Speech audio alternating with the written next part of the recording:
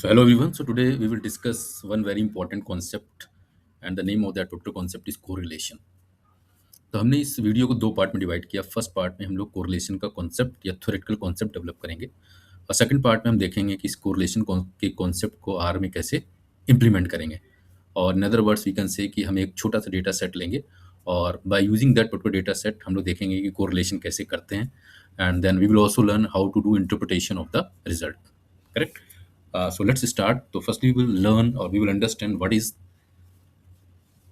the meaning of correlation. So correlation will measure the relationship between two variables. अब बहुत सारे लोग ये भी कहते हैं कि correlation will measure the linear relationship between two variables. कुछ स्पेसिफिक कंडीशन है कि सबसे पहली बात है कि दोनों वेरिएबल्स की जो वैल्यूज होनी चाहिए वो क्या होनी चाहिए, metric. Those who are not aware about metric, तो मैट्रिक मीन्स न्यूमेरिक डेटा आपका होना चाहिए। तो जो जिन भी दो वेरिएबल्स के बीच आप कोरिलेशन एनालिसिस करना चाहते हैं वो दोनों न्यूमेरिक टाइप के डेटा होने चाहिए, ठीक। और जो हम लोग कैलकुलेट करते हैं कि कितना कोरिलेशन है उस कोफिशिएंट को हम लोग क्या बोल देते हैं, correlation coefficient. And the person who has given that particular concept उनका नाम था Pearson, so that's why we will call it as the Pearson coefficient of correlation.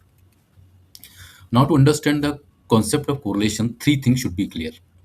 First important thing is we need to understand what is the direction of the relationship.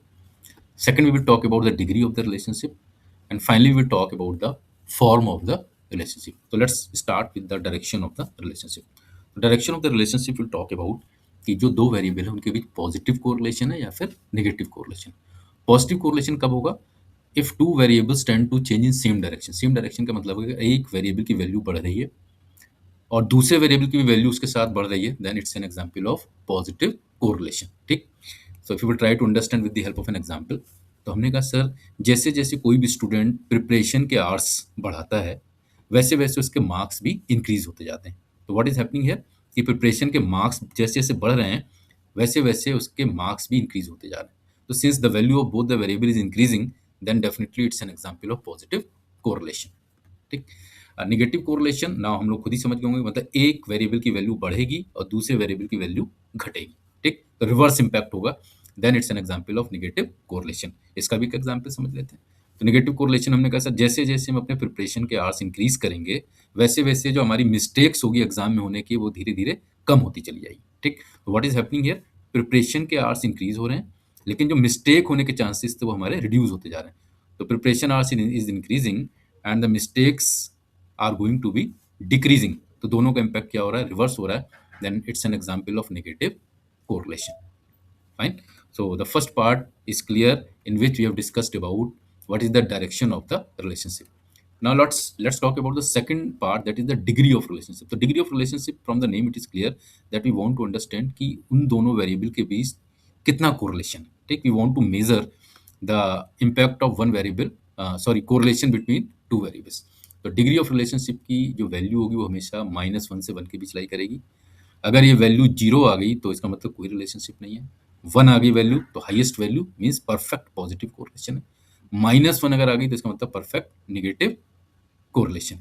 और if the value lie between -1 to 1 except 0 then it means there is a moderate relationship. It may be positive moderate relationship or it may be negative moderate relationship. जल्दी से कुछ graph के interpretation, because for as analyst it's very important to understand the interpretation, क्योंकि आप एक data set ले लेंगे, आप उसके ग्राफ भी बना देंगे, but now the question is so what, अगर ये ग्राफ बन के आ गया तो इसका हम लोग इंटरप्रिटेशन कैसे करेंगे, दैट इज वेरी इंपॉर्टेंट, ठीक। तो पहला ग्राफ देखते हैं where you talk about perfect positive correlation. Perfect positive correlation, positive correlation मैंने पहले बताया कि अगर x की वैल्यू भी बढ़ रही है और y की वैल्यू भी बढ़ रही है then it's in case of positive correlation. अब परफेक्ट पॉजिटिव कोरिलेशन कब होगा, जब वैल्यू क्या आ जाए, कोरिलेशन की 1 आ जाए, ठीक। रो हम लोग यूज कर देते हैं कोरिलेशन कोफिशिएंट की वैल्यू को कैलकुलेट करने के लिए। तो ध्यान रखना है परफेक्ट पॉजिटिव कोरिलेशन के केस में, या हम कहते हैं जब कोरिलेशन की वैल्यू 1 आएगी तो जो लाइन बनेगी वो हमेशा एक्स एक्सिस से 45 डिग्री का एंगल बनाएगी, ठीक। तो 45, तो जब भी ये 45 डिग्री का एंगल अगर बना रही है, ठीक, तो no doubt it's in case of perfect positive correlation. तो हम कह सकते हैं सर अगर एक वैल्यू इसकी बढ़ेगी तो एक वैल्यू इसकी बढ़ेगी, दो वैल्यू इसकी बढ़ेंगी तो दो वैल्यू इसकी बढ़ेंगी, ठीक। या कई लोग ये भी कह सकते हैं कि सर जब लेफ्ट से राइट की तरफ ग्राफ अगर ऊपर की ओर जा रहा है, अगर आप स्लोप देखें तो लेफ्ट से राइट में से ज्यादा ग्राफ क्या जा रहा है, ऊपर की ओर जा रहा है, then again it's in case of positive correlation. और क्योंकि ये ग्राफ 45 डिग्री का एंगल बना रहा है इसलिए क्या हो गया, परफेक्ट पॉजिटिव कोरिलेशन हो गया, हम कहते हैं कि इसकी वैल्यू 1 होगी।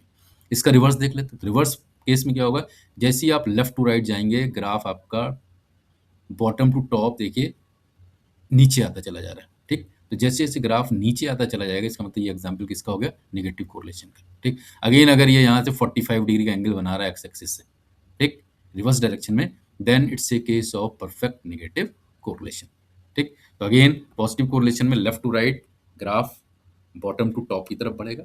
नेगेटिव कोरिलेशन में लेफ्ट टू राइट जब आएंगे तो ग्राफ क्या आएगा, बॉटम से टॉप, टॉप से बॉटम की तरफ आएगा।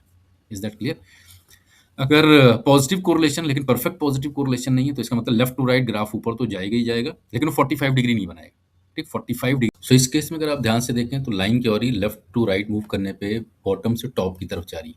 तो one thing is clear that it's an example of positive correlation, but क्योंकि जो लाइन बनेगी वो 45 डिग्री का ट्रेंड नहीं बना रही है, then it's not a perfect positive correlation. इसलिए देखिए यहाँ पे वैल्यू क्या आ रही है, पॉजिटिव कोरिलेशन तो आ रहा है, हाई पॉजिटिव कोरिलेशन है, बट इट्स वैल्यू इज 0.78।